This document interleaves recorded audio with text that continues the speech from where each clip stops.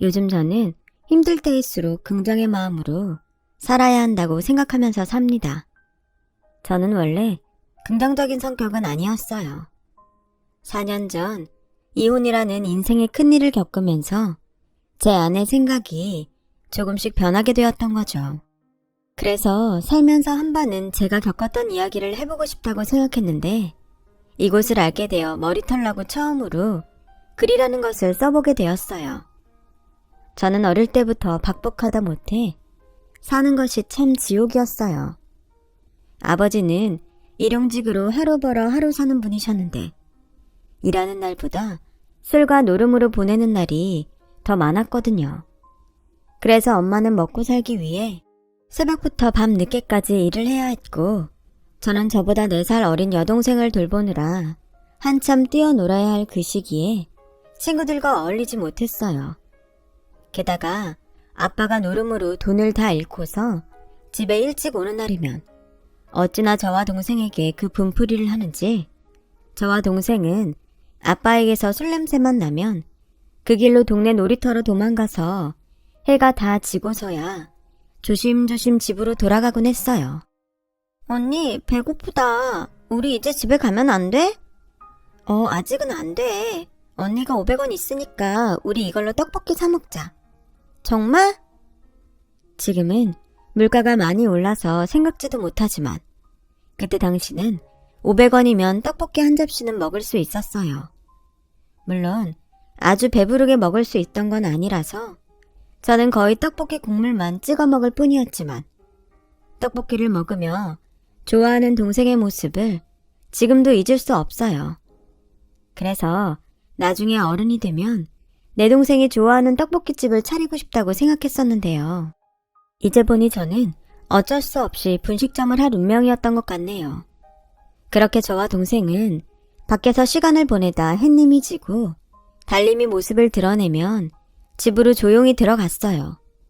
그럴 때면 항상 아빠의 코 고는 소리가 크게 들렸는데 저와 동생은 그 소리를 들으면 아빠가 깊이 잠이 들었다고 생각해 마음을 놓곤 했어요. 그러던 중 저는 초등학교 입학 통지서를 받게 되었죠. 평소 저와 동생이 아빠를 피해 밖으로 다녔다는 걸 알았던 엄마는 더 이상은 이렇게 살 수 없다며 저와 동생을 데리고 아빠 몰래 집을 나왔어요. 엄마, 우리 이렇게 나와도 괜찮아? 나중에 아빠가 우리를 찾아오면 어떡해? 어린 동생은 아빠가 우리를 쫓아올 것이 무서웠는지 어디로 가는지 모를 고속버스 안에서 엄마에게 물었고 엄마는 절대 그럴 리가 없다며 동생을 안심시키는데 솔직히 저도 그때 마음이 싫지 않았어요. 오히려 이젠 더 이상 아빠의 눈치를 보지 않고 살아도 된다는 것이 좋았죠. 하지만 세상은 여자 셋이 살기엔 그리 호락호락한 곳은 아니었어요. 아무것도 없이 시작된 새로운 생활은 여러 번 휘청휘청했죠. 하지만 저는 그때도 예전보다는 행복하다고 생각했어요. 아무리 여러 번 이사를 다니고 다리가 아픈 산동네에 살아도 아빠가 없는 그곳이 저는 좋았어요. 아마 제 동생도 그랬을 거예요. 그때는 몰랐어요. 저희 자매와 다르게 모든 것을 짊어진 엄마는 힘이 들었을 거라는 걸요. 그래도 열심히 살면 길이 보이는지 수년이 지나 제가 초등학교 졸업을 앞두고 있을 무렵이 되자 휘청거리던 집은 그나마 살만해졌습니다. 엄마도 다니던 공장에서 자리를 잡게 되었어요.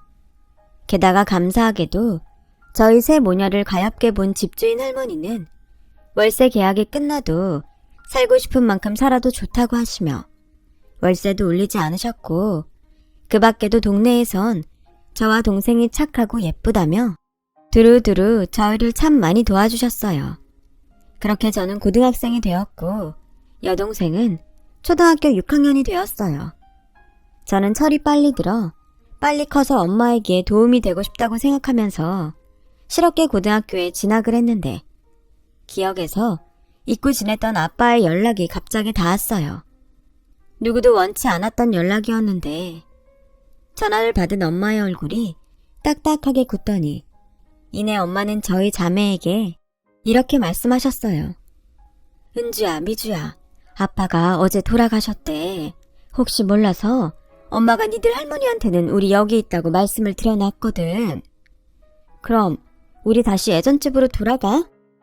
아니, 그래도 니들한테는 아빠잖아. 그래서 할머니는 장례식이라도 니들이 왔으면 좋으시겠대. 싫어. 나한테 아빠는 이미 오래전에 죽었어. 이제 와서 달라지는 것도 없는데 우리가 왜 거길 가? 엄마, 가지 말자. 은주야, 엄마도 가고 싶은 건 아니야. 하지만 우리가 가지 않으면 할머니가 많이 슬프실 것 같아. 그리고 혹여 니네 아버지가 억울하다고 구천이라도 떠들면 어떡하냐. 그러다 너희한테 해코지라도 하면 엄마는 마지막 가는 길에 인사라도 하고 온다고 생각하고 가고 싶어. 저는 엄마의 말에 화가 났어요. 그렇게 당하며 살다 도망까지 왔는데 무엇이 무서워 장례식에 간다는 건지. 하지만 제가 무슨 힘이 있나요? 엄마가 가자고 하면 갈 수밖에요. 저는 영정사진으로 오랜만에 보는 아빠를 보고 생각했어요. 절대 아빠 같은 사람이랑 결혼하지 않겠다고요. 세상에 다 아빠 같은 남자밖에 없다면 그냥 노처녀로 늙어 죽겠다고 영정사진을 무섭게 노려보며 무슨 주문을 외우는 것처럼 중얼거렸어요. 그 모습이 제 동생 눈에는 많이 무서웠나 봐요. 언니, 표정이 꼭 마녀 같아. 나도 아빠 싫어하지만 이젠 여기 없으니까 그만 싫어할래. 언니도 그러면 안 돼? 난 잊지 않을 거야. 그리고 절대 엄마처럼은 안 살 거야. 그때 왜 그런 소리를 했는지. 그냥 아빠만 미워하면 됐지. 저는 엄마가 착해 빠져서 아빠 같은 남자를 만나 그 고생을 했다고 생각했어요. 착하게 살면 복을 받는다고 했는데 아직 세상을 오래 살지 않았던 제 눈에는 착하면 오히려 이용만 당하고 불행해 보이더라고요. 그래서 저는 동생 말처럼 마녀가 될지언정 절대 엄마처럼 착하게 살지 않겠다고 다짐했어요. 그리고 고등학교를 졸업하고 바로 취업에 나가 돈을 벌기 시작했는데 그때부터는 세상 무서울 것도 없고 이제 어른이 되었다는 생각 때문인지 살면서 처음으로 사는 것이 재미있다고 생각했어요. 그러다 취업을 한 지 3년 정도가 흘렀을 때였어요.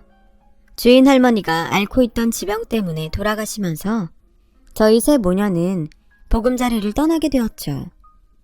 당시 독립을 하고 싶어 돈을 모으고 있던 저는 긴 고민 끝에 전셋방 얻는데 돈을 보태기로 했어요. 은주야, 이 돈은 그냥 받아. 언제까지 월세 생활할 수는 없잖아. 미주는 대학도 가고 싶다고 하는데 공부하고 싶다는 애 무시할 수도 없잖아. 그래도 엄마가 네가 번 돈을 어떻게 받니? 미안해서 엄마는 이 돈 못 받아. 또 그런다. 엄마는 진짜 착해서 탈이라니까. 그리고 내 돈이 어디 가? 보증금에 묶여서 잘 있을 텐데 나중에 나 시집갈 때 돌려줘. 은주야, 정말 고마워. 그리고 미안해. 엄마가 우리 첫딸한테는 의지만 하고 해준 것이 없어. 이 빚을 어떻게 갚니? 저는 그때는 이해하지 못했어요. 남도 아니고 자식이 돈을 주면 좋아할 것 같은데. 그래서 저는 평생 엄마를 이해하지 못할 거라고 생각했는데 지금 생각해보면 제가 참 철이 없었어요. 그렇게 엄마의 예쁜 마음이 하늘에 닿았는지 저는 둘도 없이 멋있고 젠틀한 남자를 만나게 되었죠. 사랑하면 눈에 콩깍지가 쓰인다고 이리 보고 저리 봐도 저희 아빠와는 완전히 다른 그 남자를 저는 참 많이 좋아했어요. 그리고 제 동생과 저희 엄마도 무척이나 마음에 들어 했고요. 그 남자는 저의 전 남편이에요. 저는 무엇보다 남편이 술을 입에 한 방울도 하지 못하고 화투장을 손에 쥐어본 적이 없는 사람이라 더욱 점수를 줬고 거기에 책임감까지 있으니 금상첨화가 따로 없었죠. 언니, 형부 진짜 좋은 사람 같아. 그래, 우리 은주는 엄마랑 달리 꼭 좋은 사람을 만나 행복했으면 좋겠다고 엄마가 매일 기도했었는데 엄마의 기도를 들어주셨나 보다. 은주야, 꼭 행복해라. 아직 결혼 얘기를 한 것도 아닌데 저희 엄마와 제 동생은 제가 당장 결혼이라도 하는 듯 그렇게 말했어요. 그리고 제 동생은 당연하게 저희 남편을 결혼 전부터 형부라고 불렀어요. 남편은 그 말을 듣기 좋아했어요. 저와 연애를 한 지 1년이 조금 지나자 결혼을 하자고 하더라고요. 그때 제 나이 26살. 지금은 결혼하기 아까운 나이지만 그때는 그 나이가 결혼하기 좋다던 결혼 정년기였죠. 시댁 역시 어렵고 힘들게 산 저에게 기꺼이 손을 내밀어 주셨어요. 남편은 외아들이었는데 몸이 약했던 시어머니는 꼭 딸을 갖고 싶으셨다며 저를 참 좋아해 주셨어요. 이게 나중에 제 발목을 잡게 될 거라는 것을 몰랐던 저는 그 점이 감사하다고 생각했어요. 하지만 제가 결혼을 하고 다니던 직장의 사정으로 퇴직을 하자 시어머니는 저를 아낀다는 이유로 저를 부르시더라고요.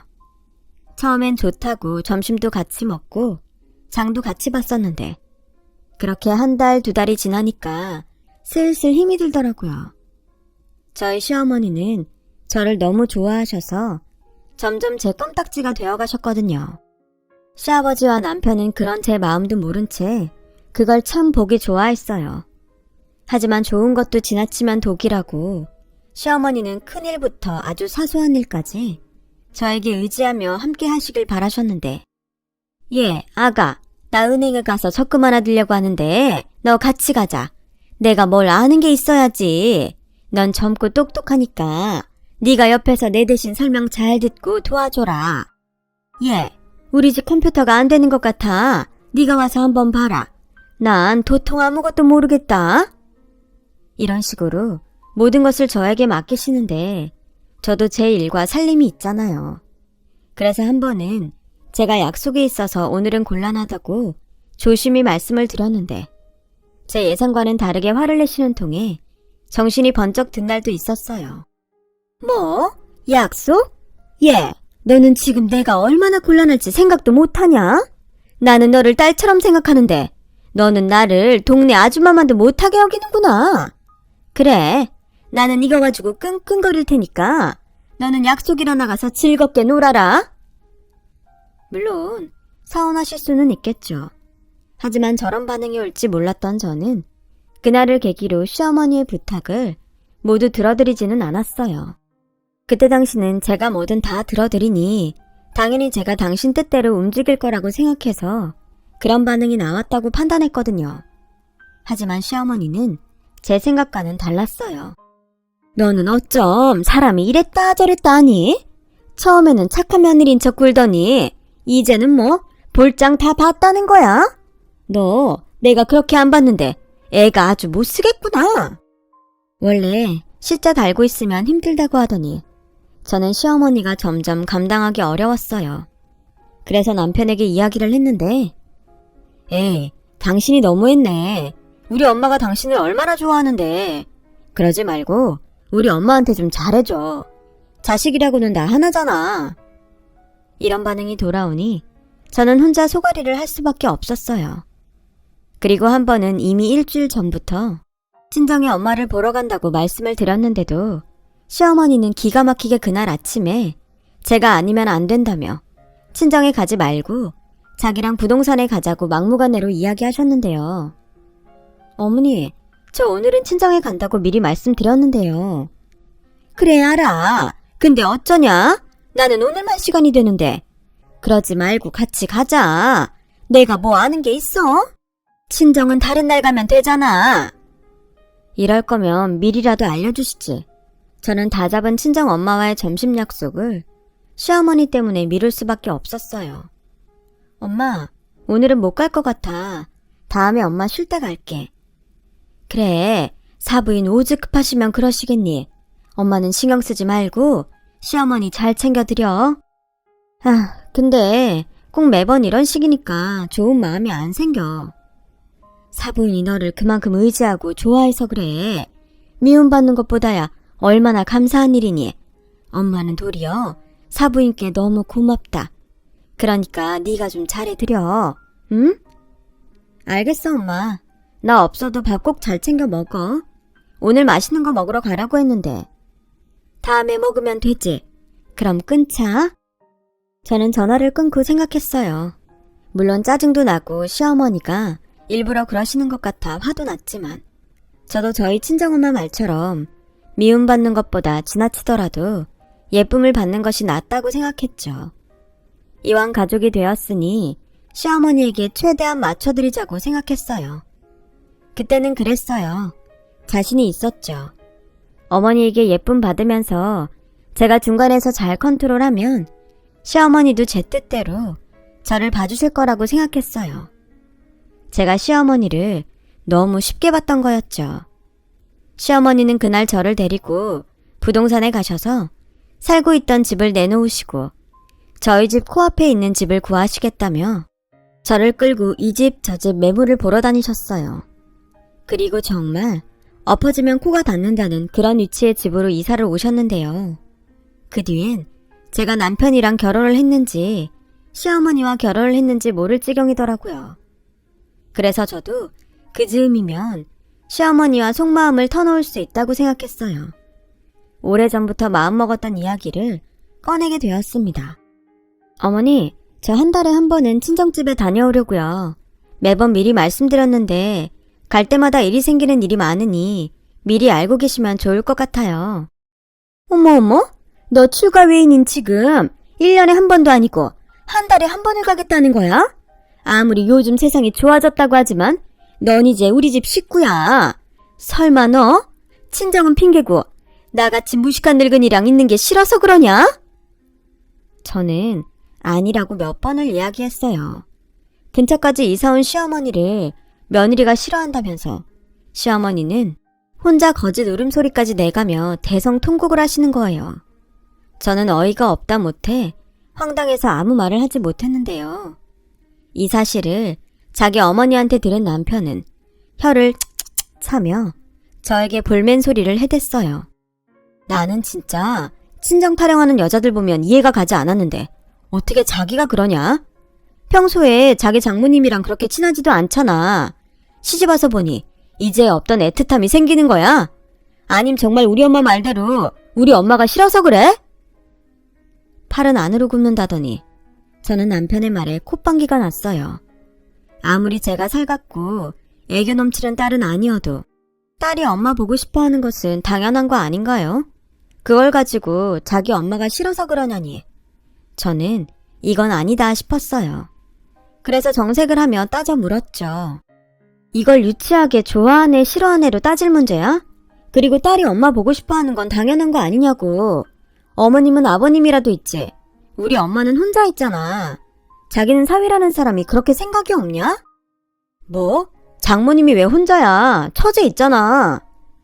지금 그걸 말이라고 하는 거야? 걔도 이제 막 회사 들어가서 외근이다 출장이다 바쁘게 사는데 동생 있으니까 나 몰라라 해도 된다고? 그럼 당신 집은 당신도 있고 아버님도 있는데 내가 왜 맨날 어머님이랑 붙어 다녀야 하는 건데? 에휴, 말을 말자. 싫으면 관둬. 우리 엄마만 불쌍하다 정말. 남편과는 결국 그렇게 대화가 되지 않았어요. 아니, 저를 이해할 마음이 없어 보여서 더는 대화를 섞고 싶지 않아 제가 입을 닫아버렸죠. 그러자 부부 사이는 금세 거리가 생겨났어요. 그렇게 반년이 흘렀더라고요. 저는 남편과 시어머니가 보란듯 한 달에 한 번은 물론이고 친정에 갈 일이 생기면 이젠 미리 이야기도 하지 않고 자유롭게 다녔어요. 아마 말은 하지 않았지만 그런 제가 마음에 들지 않았겠죠. 그래도 저는 내신 며느리이고 와이프다 보니 어느 시점에는 이들과 풀고 예전처럼 잘 지내도록 노력할 생각은 하고 있었는데 그러던 어느 날 제가 시집을 간 이후로 혹시 저에게 피해를 줄까 연락을 자주 하지 않았던 동생에게 연락이 왔더군요. 저는 동생의 말을 듣고 한동안 멍해질 수밖에 없었는데요. 저희 엄마가 글쎄 저희 자매에게 말도 하지 않고 있다가 제 동생에게 위암 수술을 받아야 해서 보호자로 같이 가달라고 했다는 거예요. 숨길 게 따로 있지. 그런 일을 엄마는 혼자서 해결하려 했다니. 저는 그 소리에 가슴이 쿵 하고 내려앉는 듯 했어요. 그래서 바로 다음날 친정에 갔죠. 미련하게 그걸 숨기냐고 또 큰 소리를 냈어요. 본심은 아니었지만 엄마한테 화가 나더라고요. 저희 엄마는 화를 내는 제 손을 잡으며 이렇게 말씀하셨어요. 성질내지 마. 네가 성질 낸다고 엄마 병이 나? 엄마는 그냥 니들이 아니라 엄마가 걸려서 다행이다 싶어. 수술만 아니면 니들 걱정할까봐 말 안 하고 싶었는데 엄마 괜찮아. 정말이야. 엄마, 이게 지금 그렇게 쉽게 생각할 일이야? 어렵게 생각하면 뭐가 또 달라져? 우리 그냥 단순하게 살자. 이왕이면 긍정적으로. 응? 그렇게 속만 상한 채 집으로 왔는데 제 속도 모르고 시어머니는 저희 집으로 오셔서 저에게 또 친정에 다녀오는 거냐며 비꼬지 뭐예요. 너는 내가 말을 안 한다고 아주 신이 났구나. 내가 전에도 말했지. 여자는 결혼하면 출가 외인이라고. 나는 시집 와서 친정을 1년에 한 번 갈까 말까 했다. 특별한 일도 없는데 시집간 딸이 뭐 때문에 친정에 자꾸 가는데?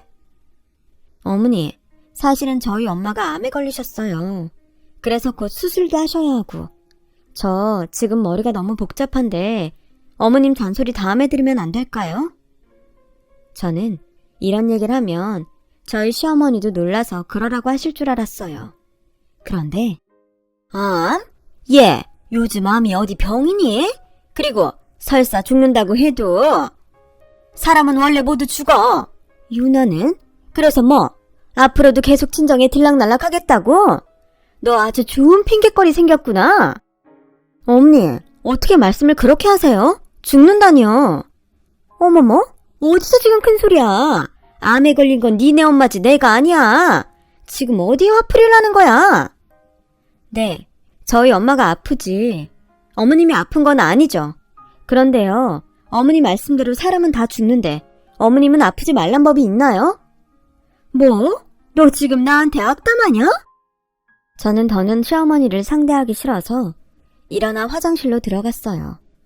그리고 들으라는 듯 한바탕 소리를 꽥 하고 질러버렸더니 곧 현관문 닫히는 소리가 들리더군요. 도망가신 거죠. 그리고 곧 남편에게 전화가 왔어요. 장모님 암이라며. 어떻게? 보험은 있으셔? 뭐? 자식이라고 자기랑 찾을 뿐이잖아. 장모님 돈 모아놓으신 거라도 있으시겠지? 지금 우리 엄마 아프다는데 자기는 돈 걱정하니? 현실적인 고민이잖아. 우리 외벌이라 힘들고 처제는 이제 직장생활 시작했는데 모은 돈이 있겠어. 자기는 걱정 안 돼. 난 지금 엄마가 우리한테도 숨기고 그동안 아팠을 걸 생각하면 그딴 돈 걱정은 안 들더라. 고마워. 걱정거리 늘려줘서. 그리고 나 당분간 친정에 가 있을 거야. 이유는 말하지 않아도 되지? 에이, 그럼 나는 어쩌라고. 밥이며 빨래며. 그건 오바다. 그리고 자기 없으면 우리 엄마는 어떡해. 우리 엄마가 거기까지 허락해야 해. 그러지 말고 자기는 무슨 일 생기면 가. 처제 있잖아. 허락? 야, 너 나중에 니네 부모 아프면 내가 똑같이 한다. 저는 듣다 도저히 참을 수 없어서 남편에게 처음으로 야소리를 했어요. 그러자 남편은 내심 놀랐는지 꿀먹은 벙어리가 되었고 저는 더 들을 말도 없을 것 같아서 전화를 끊고 친정으로 갔어요. 시어머니는 전화로 무슨 경우 없는 짓이냐며 저에게 이혼당하고 싶냐고 큰 소리를 내더라고요. 세상에, 제가 이혼당할 만큼 무슨 나쁜 짓을 했나요? 지금 생각해도 화가 나요. 그래서 저는 이게 이혼 사유가 된다면 이혼하겠다고 말하고 전화를 끊었어요. 그리고 남편 전화든 시어머니 전화든 일절 받지 않고 그저 저희 친정엄마가 입원한 병원에서 저희 엄마 간병하는 일에만 신경을 썼는데요. 속상하게 저도 보지 않는 눈치를 저희 친정엄마가 보더라고요. 너 이러지 말고 집에 들어가. 내가 불편해서 도리어 죽겠다. 뭐가 불편해? 자식이 부모 병간호하는 게 그렇게 잘못이야? 엄마 수술도 잘 받았고 앞으로 항암도 잘 받을게. 그러니까 너는 그냥 엄마 신경 쓰지 말고 네 식구들 챙기면서 편하게 살아. 엄마가 그러니까 내가 더 짜증나. 그냥 내가 해주고 싶다고 하면 고맙다고 하면 되지. 하나도 안 고마워. 엄마는 옛날 사람이라 네가 이러는 거 사돈 눈치 보이고 정서방한테 미안해. 저는 엄마의 등살에 어쩔 수 없이 집으로 갔어요. 집에 가서 며칠 있다 다시 병원으로 갈 생각이었지만요. 그런데 매일 제가 집에 들어왔는지 확인이라도 하셨는지 시어머니는 기다렸다는 듯 저희 집으로 찾아와 큰 소리로 저를 부르더라고요. 얘기 좀 하자며 저를 자리에 앉으라 하셨는데요. 내가 정말 기가 막혀서 너 없는 동안 생각을 많이 해봤다. 그래, 부모가 죽을 뻥에 걸렸다고 하니 네 마음이 뭐 정상이겠니? 내가 다 이해하마. 내가 그만큼 너를 친딸처럼 여겨서 그러는 거야. 그래, 친정엄마는 어째 가망이 있어? 괜히 아픈 사람 더 고생시키는 거 아니냐? 그러지 말고 어디 공기 좋은 시골이라도 가셔서 남은 시간 편안하게 해드리는 게 낫지 않겠니? 어머니, 저희 엄마 수술 잘 끝났어요. 저희 엄마 안 죽어요. 친딸처럼 여긴다며 마치 저희 엄마를 곧 죽을 사람처럼 말하는 시어머니가 진짜 미웠어요. 차라리 무관심하면 좋으련만. 원래 있지도 않았던 정이 모조리 떨어져서 다시 친정엄마가 계신 병원으로 갈 채비를 했습니다. 시어머니는 어이가 없다면서 계속 손으로 당신 얼굴을 부채질하더라고요. 저는 그러거나 말거나 신경 쓰지 않기로 했어요. 그리고 그날 저녁 다시 친정엄마가 있는 병원으로 갔는데 그동안 제가 있어 아파도 아픈 기색을 못한 건지 아니면 하필 제가 없던 오늘 그렇게 아픈 건지 저희 엄마는 몸을 웅크리고 식은땀을 뻘뻘 흘리며 고통스러워하고 계셨어요. 평소 엄마 성격을 너무나 잘 아는 저는 행여 저를 보면 다시 아프지 않은 척 아픈 것도 숨길까봐 병실에 들어가지도 못하고 복도에서 쪼그리고 앉아서 한참을 울었어요. 그리고 저도 모르게 불쌍하고 착한 우리 엄마, 제발 살려달라고 난생 처음 기도라는 것을 하는 저를 발견했죠. 사람이 간절히 바라는 것이 있으면 지푸라기라도 잡고 싶다더니 제가 딱 그랬죠. 저희 엄마는 원래도 아파도 잘 참는 사람이었어요. 미련하게 약을 먹거나 병원에 가는 법이 없는 사람이었는데 그래서 저렇게 병을 키우지 않았나. 저도 제 속만 끓였습니다. 하루는 얼마나 고통스러운지 제가 옆에 있는데도 아픈 걸 숨기지 못하고 연거푸 구토를 하며 거의 탈진을 하셨는데 그때 처음으로 저에게 이렇게 말씀하셨어요. 은주야, 엄마 너무 아프다. 이렇게 아픈 건 태어나서 처음이야. 계속 이렇게 아파야 한다면 엄마는 그냥 죽고 싶다. 그게 무슨 소리야, 엄마. 긍정적으로 생각하자며. 저는 지금도 그 말을 하던 엄마의 표정을 잊을 수가 없어요.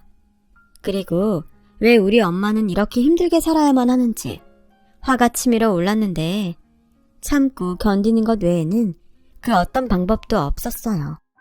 그저 이제 많이 야위어서 제 손보다 작아진 엄마의 손을 잡아줄 뿐이었죠. 그 후 저는 여동생과 교대로 엄마 간호를 하며 정성을 쏟았어요. 저희 자매가 힘든 만큼 저희 엄마가 낫는다는 이상한 최면을 걸며 누구 할 것도 없이 저와 동생은 한마음으로 그저 엄마가 살기를 바라고 또 바랬죠. 그렇게 힘든 항암을 끝냈어요. 다행히 항암이 효과를 발휘하는지 엄마는 점차 회복하게 되었습니다. 예전의 건강한 모습으로 돌아가는데 꼬박 3년이 걸렸네요. 남편이 걱정하던 병원비도 엄마가 다행히 보험이 있어 어느 정도는 해결이 되었고 제 동생이 제가 걱정할까봐 대출까지 받아 중간 정산을 해놔서 정말이지 부끄럽게도 제가 안 건 아무것도 없었어요. 그런데 남편은 계속 자기한테 그리고 자기 집에 소홀히 하냐며 투정을 부리더라고요. 시어머니는 제가 친정엄마 돌보느라 병원에 다녀서 애도 생기지 않는 거라며 저를 괴롭히던데 이 정도로 사람이 물리니 차라리 애가 없을 때 이혼을 하는 것이 낫지 않을까 생각하게 되더라고요. 이상하게 그런 생각을 하게 되자 그동안 화나고 서운했던 마음이 오히려 편안해지더군요. 그렇게 미움이라는 감정도 없어져 갈 즈음. 얘, 어떡하니? 네 시아버지가 간암이란다. 이를 어째? 아유. 어머니, 요즘 암이 병인가요? 그리고 죽을 병이라고 해도 사람은 모두 결국엔 죽잖아요. 뭐야? 너 지금 불난 집에 부채질하냐? 왜요? 저는 어머님이 저한테 해주셨던 말씀 그대로 하는 건데 덕분에 저희 엄마는 수술 잘 받고 항암도 잘 끝나셔서 이젠 많이 좋아지셨잖아요. 너 지금 일부러 그러는 거지? 네. 근데 저는 가망은 있냐고 묻진 않았어요. 정말 그 말까지 하면 천벌받을 것 같아서요. 야, 너 그러는 거 아니다. 그리고 너는 시집 왔으면 우리 집 사람인데 엄마 니네 집에 정성 쏟지 말고 이제부터는 니네 엄마한테 그랬듯 네 시아버지한테도 똑같이 병시중 들어. 알겠어? 저는 자식인 남편도 있는데 제가 왜 그래야 하냐고 말하려고 했어요. 그런데 제가 그런 소리를 할 줄 알았는지 시어머니는 당신 말만 하고는 도망치듯 또 자리를 피하셨어요. 그렇게 저한테 껌딱지처럼 들러붙더니 제가 뭐라고 할까봐 저를 몰래 피해 다니시는 거 있죠. 그리고 그 후 시댁을 포함한 저희 집은 거의 초상집과 같은 분위기가 되었어요. 남편이 자기 아버지 불쌍하다며 울먹울먹 하는데 예전에 저희 엄마 아플 때 남편이 했던 모든 것들이 떠오르고 저는 어쩐지 고소한 면도 있더군요. 네, 저 못된 사람 맞아요. 그런데 제가 받은 서러움이 커서 그런 걸 어쩌겠어요. 대신 그 마음이 얼마나 고통스러운지 알기에 저는 누구들처럼 속을 뒤집어 놓지는 않았는데요. 그런 제 속을 남편이 먼저 뒤집더라고요. 자기야, 병원에 챙길 짐 다 쌌어? 내가 내일 출근하는 길에 데려다 줄까? 무슨 짐을 싸? 내가 왜? 왜긴 자기가 우리 아버지 병간호 해야지. 뭐? 그걸 지금 나한테 묻지도 않고 당연히 해야 한다고 생각하는 거야? 당연하지. 자기는 며느리고 또 우린 외벌이잖아. 장모님 때 한번 해봤으니까 자기가 오죽 잘하겠어? 엄마도 연세가 있으시니 병원에 오래는 못 있잖아. 아니 왜? 나하고 다닐 때는 기운이 펄펄 나셨는데 왜? 왜 이제는 힘들다는 건데? 그리고 우리 엄마 아플 때 생각을 해봐. 내가 진짜 그때 겪은 거 똑같이 해주려다 참았는데 뭐라고? 당신 그렇게 안 봤는데 진짜 너무하다. 며느리가 시부모 병간호하는 게 그게 그렇게 어려운 일이야? 자기가 해봐. 그게 얼마나 어려운데. 왜? 또 외벌이 타령하게? 그럼 내가 돈 벌면 되겠어? 저는 그렇게 말하고 직장을 구하러 다녔어요. 남편은 꼴에 자존심 있다고 저에게 병간호하라는 말은 더는 못하고 자기가 회사에 휴가를 내고 어디 한번 해보자는 듯 병간호에 들어갔는데요.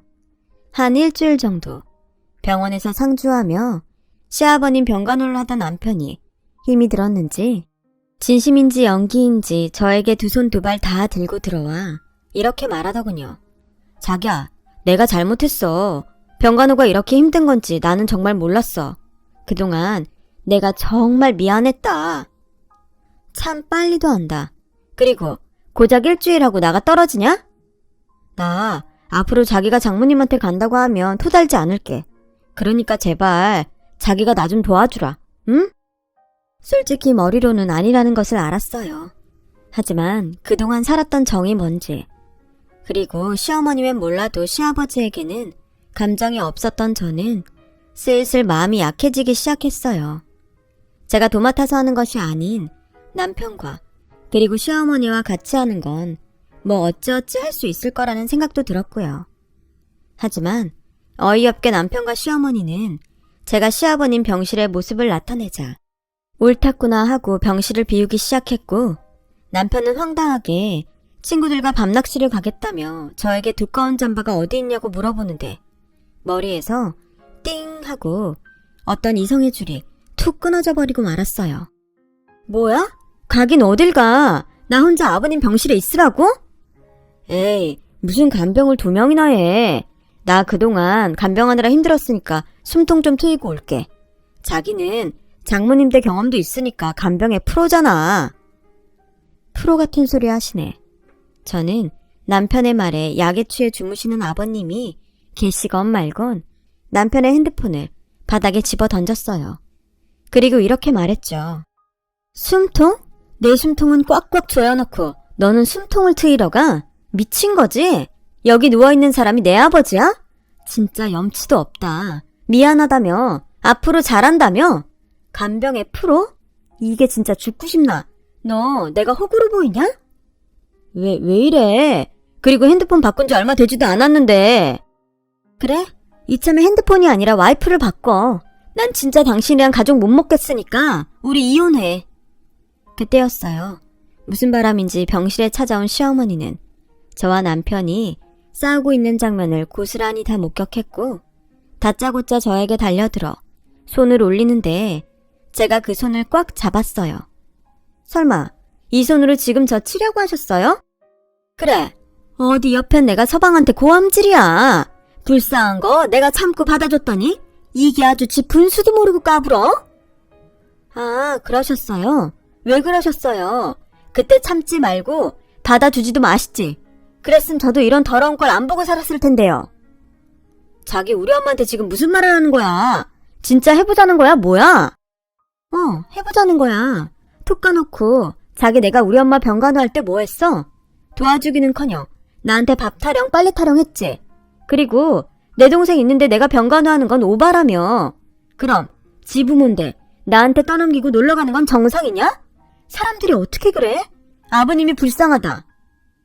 저는 그렇게 속에 담아뒀던 것을 터뜨리고 병실을 나왔어요. 분명 처음 아버님 병실을 찾았을 때는 저도 성심성의껏 하려고 했는데 막상 놀러갈 궁리를 하는 남편과 자기 남편인데도 저에게 병간호를 떠넘기려는 시어머니를 보니 그 마음이 싹 식어버렸어요. 그리고 이 인간과는 앞으로 살아도 미래가 없겠다는 생각이 들더군요. 한때는 친정 아빠와 달라서 너무나도 좋아했던 사람인데 이제 보니 그 사람은 자기 이익만 챙기는 사람이었더라고요. 그래서 저는 이제라도 제 선택을 번복하고 싶어졌어요. 그래서 집에 오자마자 제 짐을 싸 친정으로 가버렸어요. 남편은 제가 짐을 싸서 친정으로 갔다는 사실을 안 후로 전화와 문자로 화를 내며 당장 와서 결판을 짓자고 난리더라고요.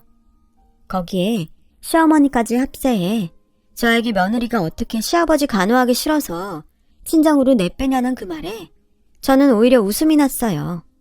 진짜 간호하기 싫어하는 사람들이 누군데 그런 소리를 할 수 있나. 정말 어이가 없더라고요.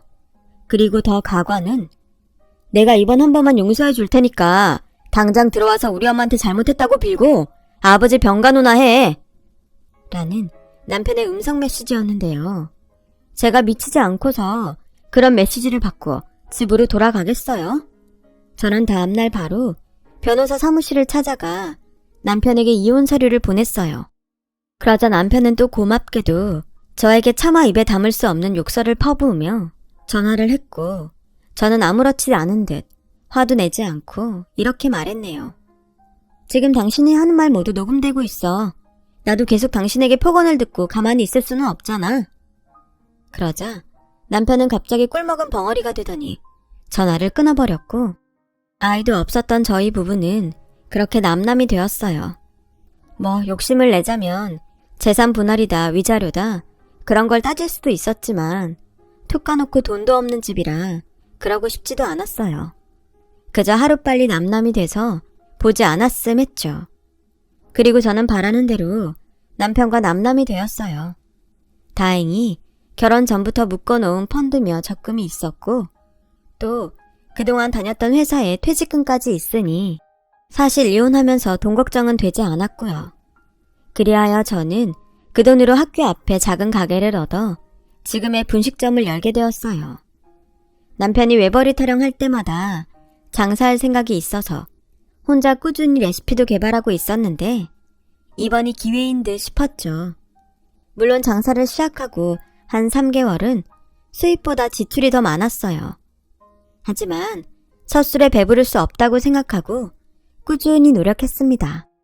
이젠 저에겐 없으면 큰일 날 정도로 너무나도 소중한 곳이 되었어요.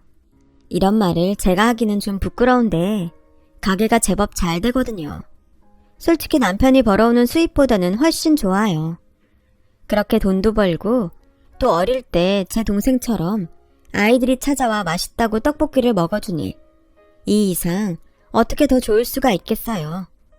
게다가 요즘은 집에서 쉬기만 하면 너무 힘들다고 엄마가 가게에 나와 계시는데 평생 선머슴 같은 장녀였던 저는 요즘은 나이를 거꾸로 먹는지 엄마한테 장난도 치고 엄마와 수다를 떨며 마냥 즐거운 시간을 보내고 있어요.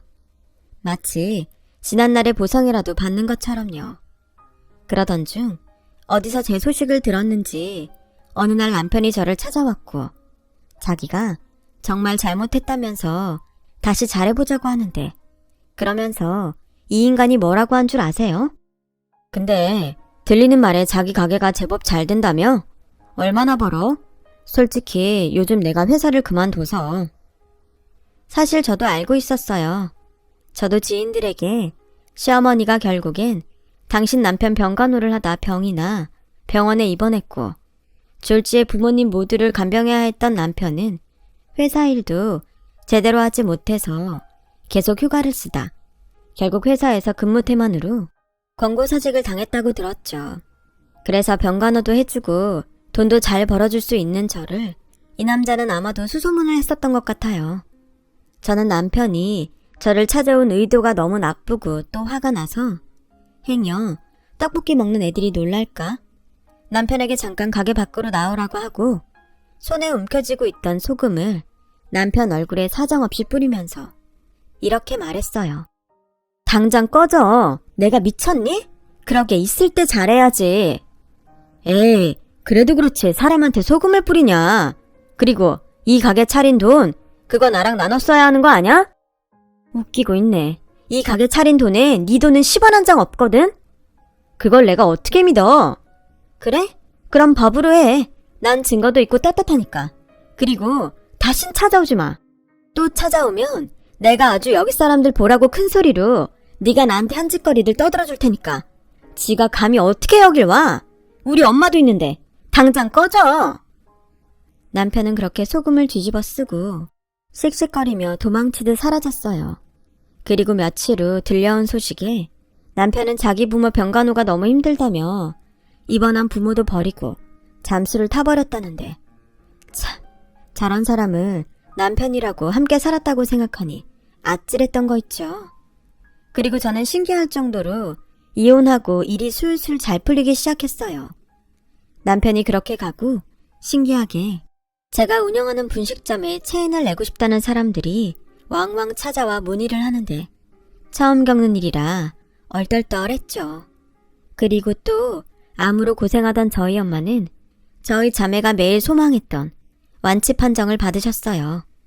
그것도 부족해서 제 동생이 회사에서 연이어 승진을 해서 그야말로 저희 집에는 복이 눈덩이처럼 굴러왔어요. 앞으로도 더도 말고 덜도 말고 딱 지금처럼만 살 수 있다면 얼마나 좋을까요? 그래서 저는 제가 먼저 좋은 일을 많이 하는 사람이 되기로 마음먹었어요. 제가 한 좋은 일들이 돌아 저희 가족에게 행복을 가져왔으면 해서요. 결국 저도 바라는 것이 있어 그런 마음을 품게 된 게 맞아요. 그런데 어느 날 저희 엄마는 그런 저의 손을 잡으며 이런 말씀을 해주셨는데요. 착한 우리 딸, 그동안 성실하게 잘 살아서 하늘에서 복을 주나 보다. 내가 착해? 에이, 착하지. 엄마는 다 알아. 세상에서 우리 첫째 딸이 가장 착하다는 걸. 말은 틱틱거리게 해도 속은 물러서 다 들어주잖아. 엄마는 진작부터 알고 있었어. 그래서 결혼하고 꼭 행복하길 바랬었는데. 엄마, 그 얘기는 이제 하지 마. 엄마도 그렇고 나도 결국엔 행복해지려고 다른 선택을 했잖아. 난 지금이 너무 좋아. 그래, 엄마는 네가 좋으면 그게 뭐든 다 좋아. 그러니까 어디서든 어떤 경우든 은주야. 꼭 지금처럼 행복해. 알았지? 저는 엄마에게 웃으며 그러겠다고 약속을 했어요. 약속까지 했으니 어쩌겠어요. 꼭 행복해야죠. 그래서 저는 행복하기 위해 매일매일 성실하게 살고 있습니다. 아니, 성실하게 사니 저절로 행복이 찾아오더라고요. 열심히 살다 보면 행복은 이미 여러분의 곁에 있습니다. 다들 힘내서 기운차게 살아보자고요. 지금까지 저의 이야기 들어주셔서 감사합니다.